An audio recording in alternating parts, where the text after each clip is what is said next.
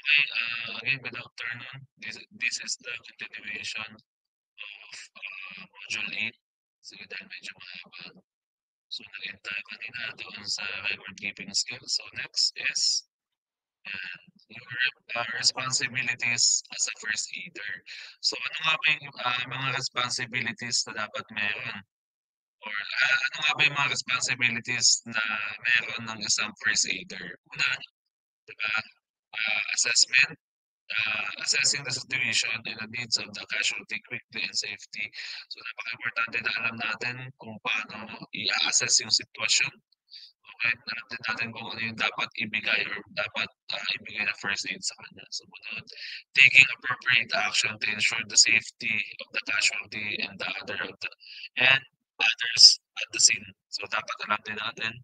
Okay, or kaya rin nating, or alam din natin kung ano nga ba yung dapat, action na gagawin natin para mabigyan ng, safety, hindi lang yung casualty but, even yung, mga tao na nandun sa scene. So, for example kasi ganito kasi nangyari diyan kay number 2 'no, halimbawa ang aksidente nangyari sa gitna ng kalsada, 'di ba?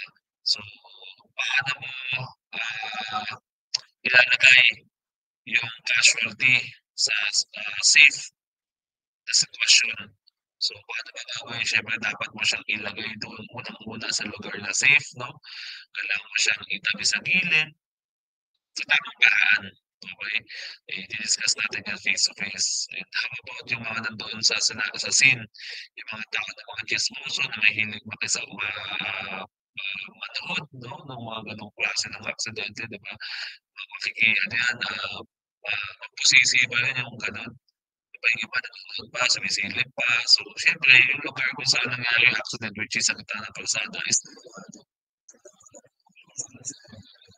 na lugar na sa tingin natin safe sila. So, providing first aid treatment to the best of your ability based on your training and knowledge. Okay, di ba? Napaka-importante, no? Hindi lang dapat alam natin magbigay ng first aid. Dapat din alam din natin na ibibigay natin first aid is ano, ah, tama, okey? At dapat yung ibibigay nating first aid treatment is appropriate doon sa nangyaring aksidente. So, communicating effectively with the casualty, witness, and other relevant parties. Okay? Ito may sinasabi ko sa inyo kanina, dapat alam natin kung paano makipag-usap, hindi lang doon sa casualties, siyempre dapat doon sa mga witnesses kasi part kayo ng mga investigations ng mga police. No? Arranging for casualty to receive further medical assistance if necessary, keeping accurate records of the first aid treatment provided and any observations made. Ito para sa inyo sa tanong kanina. So, ensuring the first aid equipment and supplies are rapidly available and properly stored. Okay? Maintain your own personal hygiene and avoiding cross infections such as infections as much as possible. So sabi nila dapat i-maintain natin yung personal hygiene and ma-avoid yung mga infection na mangyayari doon sa casualties. Stay informed about the latest first aid guidelines. So, okay, iba kasi traditional na, no? So, dapat knowledge na when it comes to first aiding. First aiding. Next.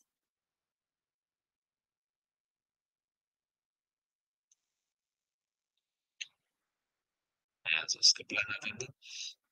First aid kit. Ayan. As a first aider, since first aider tayo, importante rin na meron tayong first aid kit na pwede nating gamitin sa pagbibigay ng first aid at dapat lagi rin natin siguro siyang dala, no?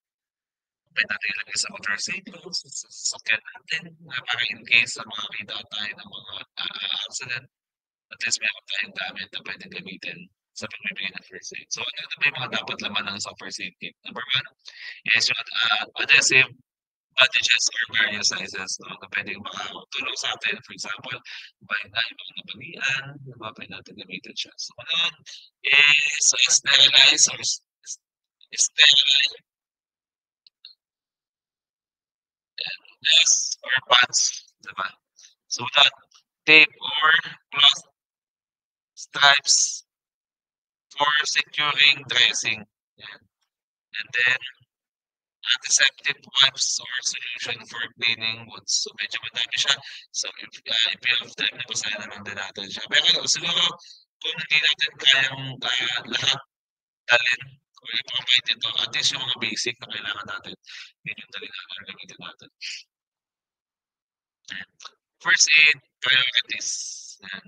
So ano na nga ba yung mga priorities as a first aider? Number one, yung life-threatening condition. So yung say life-threatening condition, the priority in any first aid situation is that is to attend to any life-threatening conditions such as severe bleeding and unconsciousness and cardiac arrest. These conditions require immediate and decisive action to stabilize the casualty and prevent further harm. So ito yung isa sa mga priority natin, di ba? Inatake sa puso, ano na ba yan? Yung sa mga pagdugo, and then yung mga unconscious na tao, sila yung priority natin bigyan ng first aid. So yan, breathing difficulties. If casualty is having difficult breathing, it is important to clear any obstruction from their airway and provide artificial ventilation if necessary. So alam naman natin, pag sinabing breathing difficulties, hirap sa paghinga. So dapat daw is, tanggalin yung mga obstruction, yung mga pwedeng makaabala or makadang sa kanyang paghinga. O magtanggal ng unang buto niya sa damit, pagtanggal ng belt, no? Nakakatulungan siyang makahinga ng maayos at the same time. So kailangan daw din natin mag-provide ng mga artificial ventilation. Okay, para matulungan siyang masaayos yung paghinga niya. Next, bleeding. Severe bleeding can be life-threatening. So, yung sobrang pagdurugo, no? So, kahit na minsan hindi sobrang pagdurugo kapag hindi natin nabigyan ng tamang treatment, pwede siyang mauwi sa pagkamatay, no? So, isa yun sa mga priority natin. Next, shock or shock. Sorry. This is serious condition that can result from a variety of causes including bleeding, injury, or serious illness. It is important to take steps to prevent shock, such as lying the casualty down, elevating their legs, and keeping them warm. Okay? So, ang cause kadalasan ng shock is sabi dito, bleeding, injury. Okay? So, isa-isa mga priority natin. Next, fracture, mga nabalian, no? Distinguish mo sa isa sa mga ano natin yan. Kasi kapag hindi nabigyan ng tamang first aid, itong fracture na to, pwede hindi na siya bumalik. No? So, napaka-importante niya. Next, burns. This can be painful, cause severe tissue damage. It is important to cool affected area and over it with sterilize or sterilize their dressing to reduce pain and prevent infection. So, ano naman lahat sa atin na na-experience ng breast ng bangs or pagkasunog. So, medyo masakit siya. So, dapat tamang treatment din ibibigay natin siya. Mali, yung ginagawa natin before na lalagyan ng umaya ng tawag dito, the toothpaste, no? Lalagyan ng alcohol. So, mali yan na. So, next, minor injuries. These injuries such as cuts, bruises, and sprains. So, minsan kala natin minor lang, pero kapag hindi natin nabigyan ng tamang treatment, pwede mas lumala yung mga yan. Okay? When providing first aid, it is important to, number one, remain calm and assess the situation before taking any actions. So, hindi pwedeng makakita ka ng aksidente, no? Tapos kung first aid, bibigyan mo na. Napaka-important yan dapat kayo mental natin. So, make the area safe to minimize the risk of further injury. Ito yung sasabi ko sa inyo kanina. Nakakalasan, may mga chismosa, no? Afterwards, for example, nabangkat. Sa nakakita ng video, no? Kasi pwede mag-cause ng mas malalang injury or accident yan, Kaya masagasaan sila doon. So, yun dapat ang consider natin. Next, provide immediate assistance to stabilize the situation. Mas maganda, mas maaga at mas mabilis yung decision making na gagawin natin, no? Magbigay agad ng further assistance. Next, seek assistance from others such as calling emergency services or getting help from their trained first aider. Okay? Kung kailangan natin ng assistance at talagang hindi natin kaya bigyan ng first aid yung isang tao na accident or na accident. So, dapat tayo na mas nakuno. Okay? Na meron talagang hindi pagdating sa first aid. So, exercise-related injuries. Okay? Ito yung mga strains and sprains. Ito yung mga dapat na treatment na gagawin sa kanila. Sa mga kapag strains or sprains sa mga tapilok, that disappear with the muscles, tendons, or ligaments are stretched. Okay, na hyperextend. So, ano yung mga treatment na dapat gawin sa kanila? Next, fracture. Ano ba? Uh, tendinitis. Halos lahat yung pare-parehas ng mga ano na yan. So, isang treatment lang. Siguro kailangan natin dito na malaman. Ayan. Sprain, strain, muscle cramps, heat-related illness, injuries, cuts and scraps, and ito ankle foot injuries. So isa sa mga basic no, na dapat natin matutunan is yung rise treatment. Okay, yung rest, ice compression, and elevation. Okay, rest the injured and avoid putting weight on it. For example, yung mga nakakapilok sa sports, no? Isa sa mga dapat nating treatment or tamang treatment na ginagawa is yung RICE na. R-I-C-E. R stands for rest. Kailangan yung part na paano na injury is hindi mo na siya gagamitin, hindi mo na ilatapak, hindi mo na ilalakad. Sumunod, ice.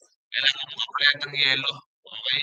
Dahil sabi dito, apply ice wrap in a cloth or a cold pack to reduce swelling and pain. Ang purpose ng ice is mabawasan yung pamamaga at mabawasan yung sakit no, doon sa injured part natin. So, manood compress. Okay, again, press, R for RS, ice for ice, I for ice, then yung C is compression. Kailangan daw tatalian natin yung injured part. So, bakit kailangan talian? Sabi dito, compress the injured area with an elastic bandage to reduce okay, swelling din, but avoid wrapping it too tightly. Kailangan saktong-sakto lang yung pagtali natin, hindi mahigpit, hindi rin maluwag. Then last is elevation. So, kailangan natin siyang elevate. For example, hihiga tayo, ipatong natin sa unan or ipatong natin sa pader para mabawasan din yung swelling at sakit din ng injury. Next, muscle cramps. Ayan, yung mga tapilok, no? Sige, isa sa mga reason kung bakit tinatapilok ito, dehydrated na kulang sa tubig. Next, heat-related illness. Yan, yung mga napaso, mga burns. O yan, yung mga tamang treatment dyan. So, move the person to the cooler area and remove excess clothing. Dahil doon natin siya sa pinakamalapit or sa pinaka lugar na sa tingin natin malamig, no? Then tanggalan natin ng mga for example, naka-jacket siya. Okay, ialis mo natin pansamantala. Next, cool the individual down by applying cool damp cloth and spraying with water. Okay, kung meron tayong mga tela, pwede natin i-apply na make sure lang na malinis. Okay, yung mga pasang tela. And encourage them to drink cool water if they are conscious and able to swallow. Kung sila naman ng malay, no? Pilitin natin siya uminom ng tubig or encourage natin uminom ng tubig kung siya ay kaya ng tumayo at kaya ng lumunok. Seek immediate medical attention, especially if the person is experiencing heat stroke symptoms like confusion, fainting, and seizures. So kasi parang ano yan, heat stroke, so mas maganda madala siya sa mas malapit na hospital or bibigyan ng tamang first aid.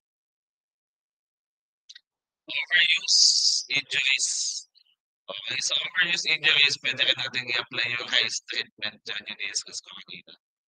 Okay, next, cuts and yan, yung mga ito, yung mga cut, yan, yung mga sugat, yan, kapag ka hindi natin bibigyan ng tamang treatment, to, pwede mas malalang injury. Kaya ang dapat gawin, kailangan clean the wounds gently with a soap and water if available, no? Tubig, malinis, running water at saka sabon.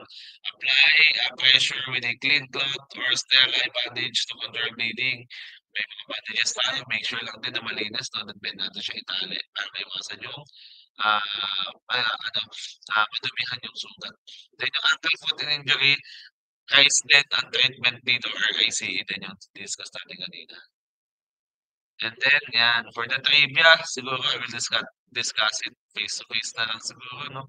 Then kung may time, pasahin naman din tong trivia na to. So, about lang ito sa first aid. Yan. Okay, that's all for our part 2 of this lesson. It's module 8, no? Okay, pakipanood. Thank you for listening. God bless you all.